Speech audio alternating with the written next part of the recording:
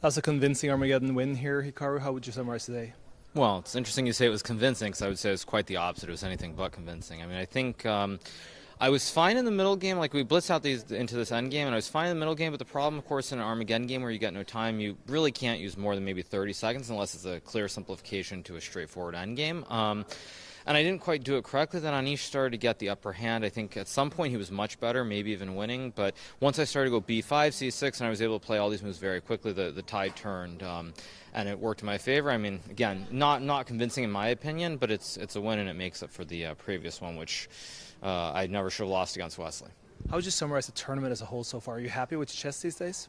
Yeah, I mean, I'm very happy with my play. I've had 3 black games, and I won against Gukesh. I drew the other 2 games without too much difficulty. Obviously, the Magnus game wasn't anything special, but still, it's a very good result, even if you include the Armageddon. So I'm pretty pleased. Obviously, some of the players just win a bunch of games in the classical portion, get 3 points. There's nothing I can do about it, but I can't really worry about that. I can only play my own tournament, and I'm very pleased so far. So we'll see how it goes.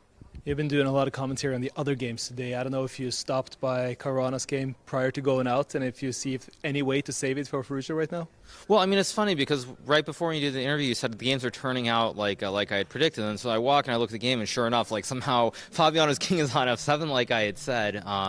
Yeah, it looks pretty bad. Fabiano, if he is winning, he's a machine. He calculates very, very well, and without any pressure on the clock, I think Fabiano is going to win the game.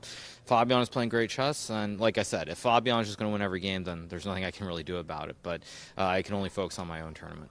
Is it possible for him to keep this streak going, or there has to be some kind of chance to catch up during this long tournament, doesn't there? Well, I mean, it depends if you can win games in classical, but I think beyond that, I mean, we do have to remember Fabiano hasn't played great chess over the last 2 years, but he does have the second highest rating of all time. I think even higher than Gary's. So because he's had such a high rating historically, I mean, he can play very, very well. I think on par with Magnus at his best. So it's not too surprising to me. I guess if anything, I'm just surprised that it's suddenly happening now out of all the times that it could have. And I think certainly for Fabiano, probably he wishes he could have played like this in the candidates instead of, say, in Norway chess. Thank you for taking the time, Hikaru. No problem.